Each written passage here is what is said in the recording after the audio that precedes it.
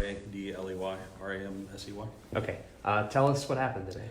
Today, at about 12:26 p.m., we received a call that there was a threat of a student, or what we believe was a student at Licking Heights High School, that had a firearm in their car. We responded with units to obviously assist with the lockdown of the school. We then, along with the Licking County Sheriff's Office, secured the parking lot, did what we need to do with there as far as searching the parking lot, making sure that the gun nor the person was still on property. We were able to locate him later on off campus, so we don't believe the gun was ever on campus. We secured him, secured the firearm, brought him back here for questioning. But so he was on campus. At one point, yes, he was on campus. We do not believe that when he was on campus that he had the firearm with him. Okay. And who is he? He is a student of Licking Heights High School, so we had a good connection with him as far as able to locate an address and whatnot. How old? I believe he's 17, 18. I have not been able to speak with him yet. He's in with our detectives. So they're taking part of that. They're taking care of that part of the investigation. Maybe I missed it, but what prompted the concern for this? I mean, a student on campus. Right. So apparently at some point throughout the day, he had posted on either Snapchat or one of the social media outlets a picture of this firearm, and whether someone got it that was not supposed to get it or whatever the case may be, caused one of those students alarm. They made a call to their parents. Then their parents made a call into dispatch. Was it just a photo of the firearm? Was there also a threat along with it? There was just a photo of the firearm. As far as we know, there was no threat. Again, that's something we'll try to discover through our investigation. Was just kind of in hearing rumors floating around online, was he there to, or are you looking into the possibility that he was there to confront another student? No, I believe actually it was just one of those things where, how kids are with social media, they just blast a picture out and Lord only knows where it stops. I think it was more of a thing of, hey, look what I have. With hunting season and things like that, we're looking at the possibility that he was going to be hunting for the day. So those are all things that will come out hopefully during our investigation.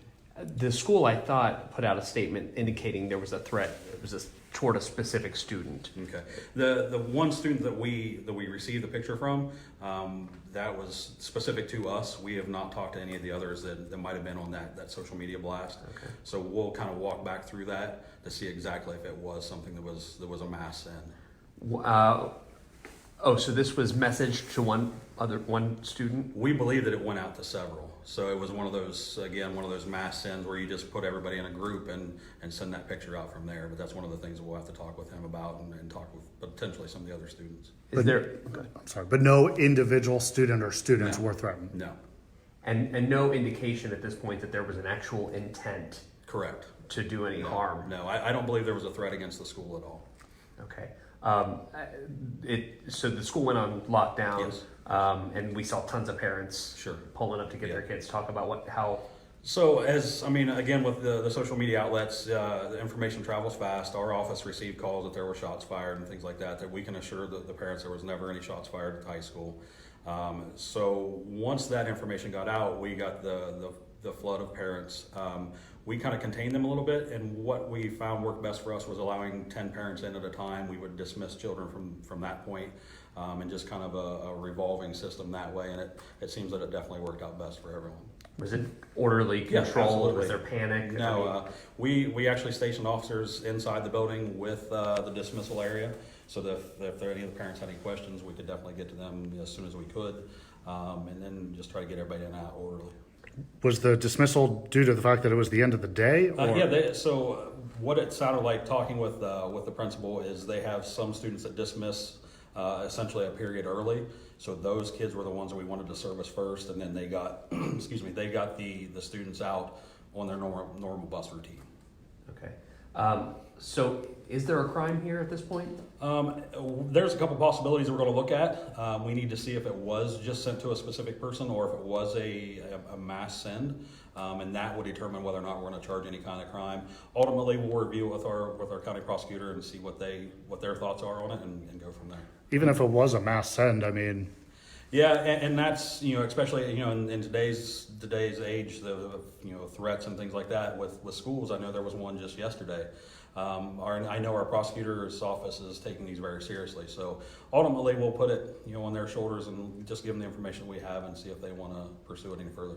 Anything you would say to students, to young people, in light of what happened and Sure. what it resulted in? This is a very valuable lesson, is to know your audience that you're sending things to, and just understand the high sensitivity of nature of a text like that, of any kind of firearm or anything of that nature, especially that are students who are going to be in school.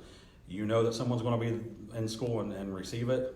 Chances are someone's going to say something, which is what we want them to do. We take these things very seriously, and we would rather get ahead of them rather than sit back and go, well, we wish we would have done something about that. And I'm sorry, go on. even if it was, foolish thing that was intended innocently, it resulted in kind of a big. It did. It tied up a lot of resources, not only from our office, but the Lincoln County Sheriff's Office. You figure it disrupted an entire school day, so it definitely has an impact that rolls downhill for quite a way. How long was the school on lockdown? I believe about an hour or an hour and a half, somewhere there. And you said it was around 12:30? Yeah. We did a lot of our investigation from inside the building. Obviously a good place for us. That way we have access to the school records and whatnot. So we work very well with Licking Heights as far as getting that information out, both sharing on both sides. So that was a plus for us. What are the questions that you have for this young man? I personally don't have any questions for him. He's in with our detective bureau right now. The one question I would ask him if he realizes is just what happened. Not so much that did you make a mistake, or do you realize the impact of what you did, today, and the resources that were tied up. What kind of gun was that in the picture? It's a long gun in the picture. I can't tell exactly what it is, but it was a definitely rifle type shotgun, something like that. Anything else we're missing? That should be it. Thank you. Okay.